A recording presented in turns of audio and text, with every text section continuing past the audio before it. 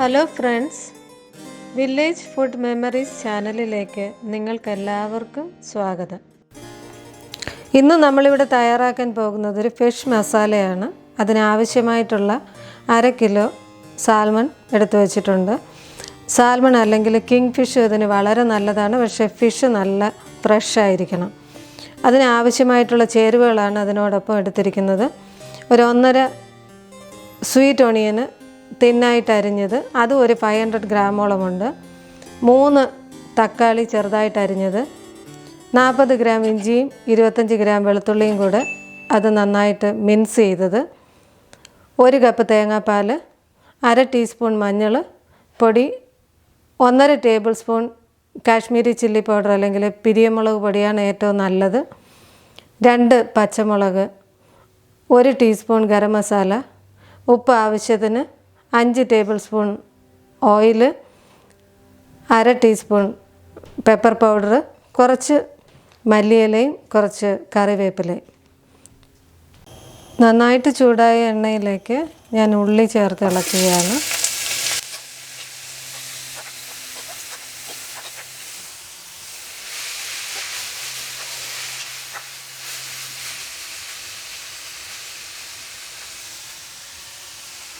ഉള്ളി സോഫ്റ്റ് ആകാൻ വേണ്ടി പകുതിയോളം ഉപ്പ് ചേർത്ത് കൊടുക്കുകയാണ്.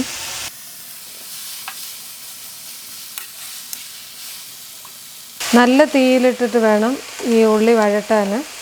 സ്വീറ്റ് ഒണിയന് പകരം നമുക്ക് വേറെ ഏത് ഉള്ളി വേണമെങ്കിലും ഉപയോഗിക്കാം, പക്ഷേ സ്വീറ്റ് ഒണിയൻ വെന്ത് വരുമ്പോൾ നല്ല സോഫ്റ്റ് ആയിരിക്കും. അതിന് കുറച്ച് വെള്ളത്തിൻ്റെ കണ്ടൻറ്റ് കൂടുതലുണ്ട്, അതുകൊണ്ടാണ് നല്ല ചൂടിൽ ഇത് ഇളക്കേണ്ടത്.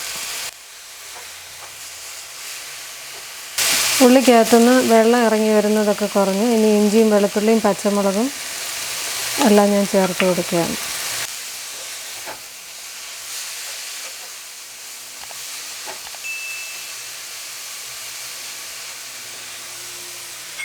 കൂട്ടത്തിൽ കുറച്ച് കറിവേപ്പില ഇട്ട് കൊടുക്കുകയാണ്.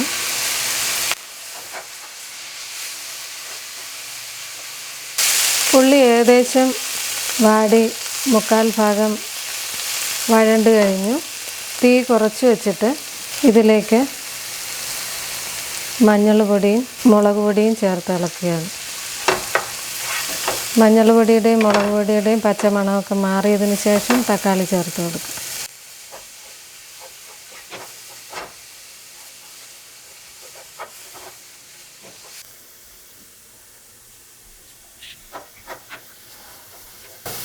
ഇനി ഇതിലേക്ക് ഞാൻ തക്കാളി ചേർത്ത് ഇളക്കുകയാണ്.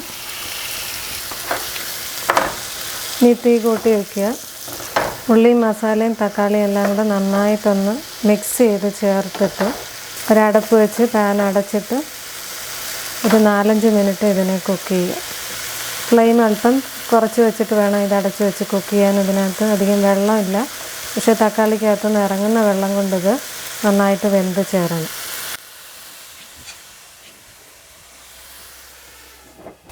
ഇടയ്ക്കൊന്ന് ഇളക്കി കൊടുക്കാം 1-2 മിനിറ്റ് കഴിഞ്ഞിട്ട്. ഏകദേശം 1 മിനിറ്റ് കഴിഞ്ഞു. ഇനി നമുക്ക് ഇങ്ങോട്ടൊന്ന് ഇളക്കി കൊടുക്കാം. തീ കുറച്ചിടുക. ഇനി തക്കാളി നന്നായിട്ട് വെന്ത് ചേരണം ഉള്ളിയോടൊപ്പം.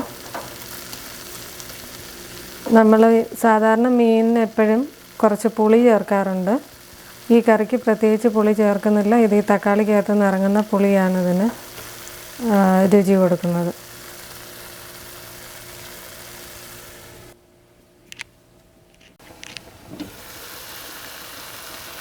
ഏകദേശം 4 മിനിറ്റോളമായി.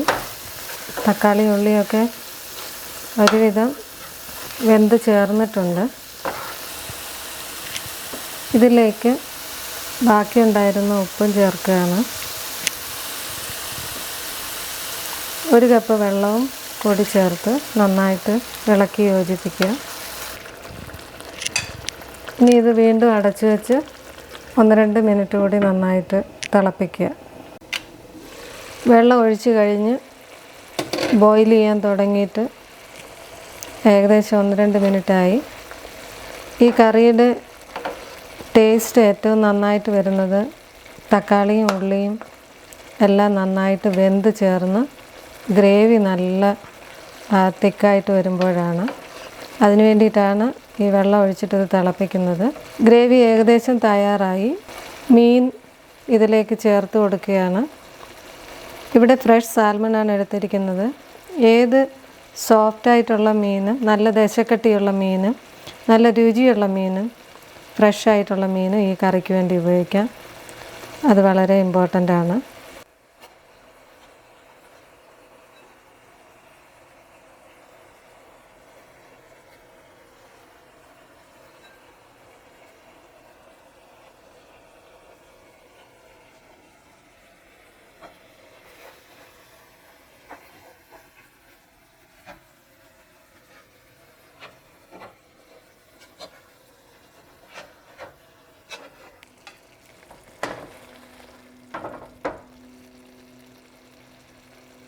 ഈ പാനൊന്ന് അടച്ച് വെച്ച് ഏകദേശം 1 മിനിറ്റോളം അല്പം തീ കൂട്ടിയിട്ടിട്ട് നന്നായിട്ടൊന്ന് തിളപ്പിക്കുക. പിന്നെ അതിന് ശേഷം തീ കുറച്ച് കൊടുക്കുക.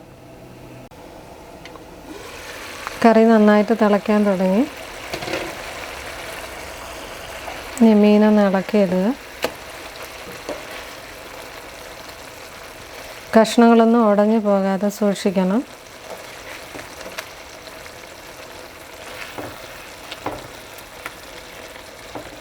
ഇതുപോലെ പരന്ന പാത്രമാണ് ഇങ്ങനെയുള്ള കറി വയ്ക്കാൻ നല്ലത്. കുഴിഞ്ഞ പാത്രത്തിൽ ചിലപ്പം മീനൊക്കെ ഉടഞ്ഞു പോകും.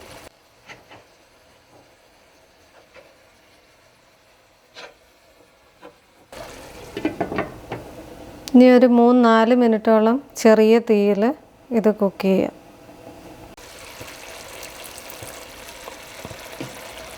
ചെറിയ തീയിൽ നന്നായിട്ടത് ഗ്രേവിയൊക്കെ നല്ല കുറുകി വരുന്നുണ്ട്. നമ്മളാകെ 1 കപ്പ് വെള്ളമേ ചേർത്തിരുന്നുള്ളൂ.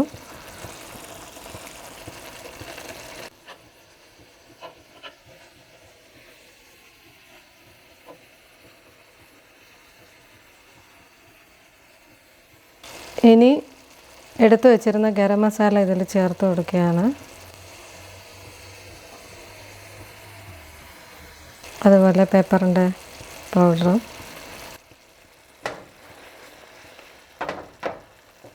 ഇതൊരു മീഡിയം സ്പൈസി ആയിട്ടുള്ള പ്രിപ്പറേഷനാണ്.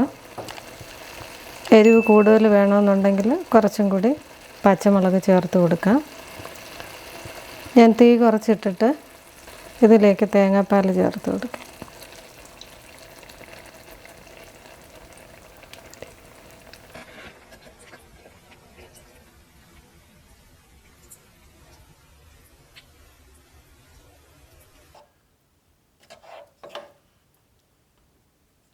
ഇതിൻ്റെ ചാറ് കുറുകിയാണ് ഇരിക്കുന്നത്. ഇത് അല്പം കൂടെ നീട്ടണമെന്നുണ്ടെങ്കിൽ കുറച്ച് വെള്ളം കൂടെ ചേർത്ത് കൊടുക്കാം. ഒരു 1/2 കപ്പ് വെള്ളത്തോളം തേങ്ങാപ്പാലിരുന്ന പാത്രം കഴുകി അതും കൂടെ ഞാൻ ഒഴിക്കുകയാണ്.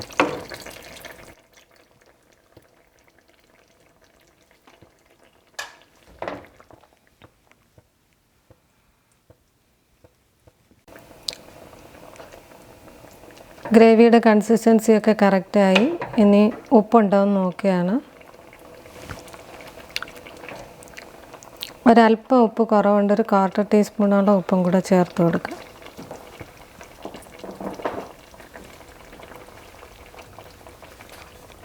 തേങ്ങാപ്പാൽ ചേർത്തതിന് ശേഷം അധികം തിളപ്പിക്കണ്ട. ഒരു ചെറിയ തീയിൽ അല്പം ഒന്ന് അടച്ചു വെച്ചിട്ട് മല്ലിയിലയും കറിവേപ്പിലയൊക്കെ ഇതിൽ ചേർത്ത് കൊടുക്കുകയാണ്.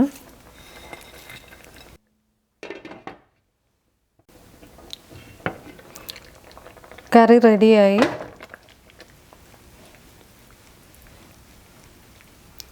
ഇത് വളരെ രുചിയുള്ള കറിയാണ്. ചപ്പാത്തിയുടെ കൂടെ, അപ്പത്തിൻ്റെ കൂടെ, ചോറിൻ്റെ കൂടെ ഒക്കെ കഴിക്കാൻ വളരെ രുചിയുള്ള കറിയാണ്. തീ അണയ്ക്കാൻ പോകാൻ. മീൻ ഇഷ്ടപ്പെടുന്ന എല്ലാവർക്കും ഈ കറി ഇഷ്ടപ്പെടും. നല്ല രുചിയുള്ള മീൻ വെച്ചിട്ട് വെച്ച് കഴിഞ്ഞാൽ ആ മീനിൻ്റെ റിയൽ ടേസ്റ്റ് നമുക്ക് കിട്ടും. പലപ്പോഴും കേരള സ്റ്റൈൽ ഫിഷ് കറി കുറേ അധികം മുളക് പൊടിയും പുളിയും എല്ലാം ഇട്ട് വെക്കുമ്പോൾ മീനിൻ്റെ ആ റിയൽ ടേസ്റ്റ് നഷ്ടപ്പെടും. നമുക്ക് നെയ്മീൻ, കരിമീൻ, കണമ്പ് അങ്ങനെ മോത അതുപോലുള്ള ഏത് മീൻ വെച്ചിട്ടും ഈ കറി വയ്ക്കാം. വളരെ നന്നായിരിക്കും. അത് ശ്രദ്ധിക്കേണ്ട കാര്യം മീൻ ഫ്രഷായിരിക്കണം, നല്ല രുചിയുള്ള മീനുമായിരിക്കണം. ഞാൻ ഈ കറി ഒരു സെർവിങ് പ്ലേറ്റിലേക്ക് മാറ്റുകയാണ്. ഈ കറി മിക്കവാറും എല്ലാ ബ്രേക്ക്ഫാസ്റ്റ് ഐറ്റത്തിനും ലഞ്ചിനും ഡിന്നറിനും സെർവ് ചെയ്യാൻ വളരെ നല്ലൊരു വിഭവമാണ്. തേങ്ങാപ്പാൽ, മല്ലിയില ഇവയൊക്കെ ഓപ്ഷണലാണ്. വളരെ ഈസി ആയിട്ട് ഉണ്ടാക്കാവുന്ന ഈ ഫിഷ് മസാല എല്ലാവരും തയ്യാറാക്കി നോക്കുമല്ലോ. കമൻസും സജഷൻസും അറിയിക്കുക. സബ്സ്ക്രൈബ് ചെയ്യാനും ലൈക്ക് ചെയ്യാനും മറക്കരുത്. Thank you for watching our video. Thank U.